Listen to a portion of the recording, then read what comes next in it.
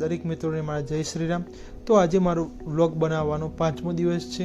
મેં ટોટલ 21 દિવસનું ચેલેન્જ લીધું છે। ત્યારબાદ હું એક સ્ટેન્ડ અને એક માઇક લાવવાનું વિચારી રહ્યો છું।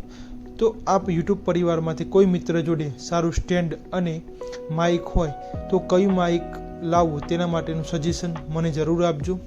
તો કાલે સાંજે મૂવી ગયા હતા તો તેના લીધે ઘરે આવવાનું લેટ થયું હતું, તેથી હું બહાર જ રોકાઈ ગયો હતો। તો સવારે નાહી ધોઈને તૈયાર થઈને ત્યારબાદ હું બાલિશનાથી પલ્લા ચડાવવા માટે નીકળી ગયો હતો। તો તેની વચ્ચે અમારે પ્રાંતિજ આવે છે। તો અમારા પ્રાંતિજના રોડની હાલત ખૂબ જ ખરાબ છે।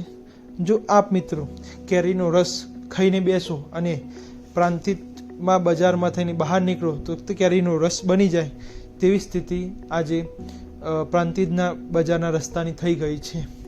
તો હું એક વેપારીનો દીકરો છું। તો હું જ્યારે બજારમાંથી આવતો હોય તો ત્યારે મારી ગાડી ખાલી આવે તે અમને જરાય પોસાય નહીં, અને તેનાથી ગ્રાહકને પણ દરેક વસ્તુ મળી રહે તેનું પણ અમે ખાસ ધ્યાન રાખતા હોઈએ છીએ।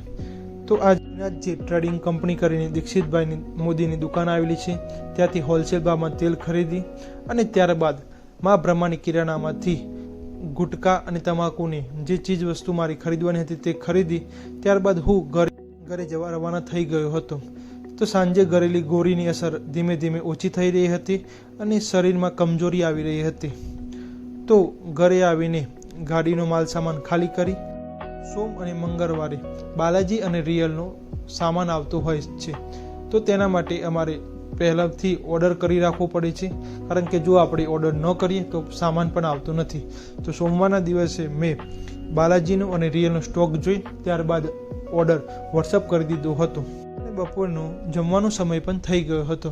તો મમ્મીએ આજે સરગવાને શેગો સરસ બાફી તેમાંથી રસ કાઢી અને બેસન સાથે વઘારી અને તેની સાથે ઘરની બનાવેલી સુખડીનો પણ આનંદ લીધો હતો। તો બપોરે સૂર્યદાદા ખૂબ જ ગરમ થાય છે અને ખૂબ જ ગરમી પડે છે। તો ગ્રાહક મિત્રો જ્યારે દુકાન પર આવતા હોય છે તો તેમના પગ પણ બળી જાય એટલી ગરમી હોય છે। તો તેમના માટે પણ અમે અમારા જે વેસ્ટ પૂંઠા હોય છે તે રોડ ઉપર પાથરી દઈએ છીએ કે જેનાથી ગ્રાહકને ગરમીમાં ગ્રાહકના પગ ના બળે તેનું પણ અમે ખાસ ધ્યાન રાખીએ છીએ। તો ઘણા સમયથી અમારી એરિયામાં જીઓ નેટવર્કનો ખૂબ જ ઇસ્યુ થઈ રહ્યો છે। કોલ કરવામાં, નેટ યુઝ કરવામાં અને અન્ય ઘણી બધી સમસ્યાઓ થઈ રહી છે।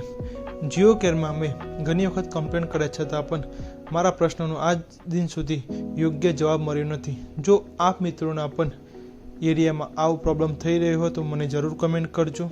તો બપોરથી જ મને તાવના કારણે આખું શરીર અને ઠંડી ખૂબ જ ચડતી હતી। તો 3 થી 4 વાગ્યાના ગાળામાં હું મારા મામા કે જે પોગલું ખાતે રહે છે અને તેઓ અમારા ફેમિલી ડૉક્ટર છે, તો તેમના જોડે જઈ ઇન્જેક્શન ત્યારબાદ ગોળી લઈ હું ઘરે પાછો આવ્યો અને ત્યારબાદ ગોળી કર્યા બાદ થોડો આરામ કરી ત્યારબાદ મારા કામ તરફ પાછો વળ્યો હતો। તો અમારે એક સીધાનો ઓર્ડર આવ્યો હતો, તો તેનું લિસ્ટ ચેક કરી ત્યારબાદ જે વસ્તુ ખૂટતી હતી તેનું લિસ્ટ બનાવી અને સાથે સાંજનો સમય પણ થઈ ગયો હતો, તો દુકાન બંધ કરવાનો સમય પણ થઈ ગયો હતો। તો હું અને મારા પપ્પા બંને જોડે મળી દુકાનનું જે પણ કામ હતું તે પૂરું કરી ત્યારબાદ સાંજે ઊંઘતી વખતે અમારે ફ્રીજમાં પેપ્સી અને સોડા ભરવાનું હોય છે, કારણ કે સવારે તે ઠંડુ થતું નથી। તો સાંજે ઊંઘતી વખતે હું પેપ્સી અને જે પણ સોડા ખૂટી હોય તેનો સ્ટોક ભરી હું ઊંઘવા જાઉં છું।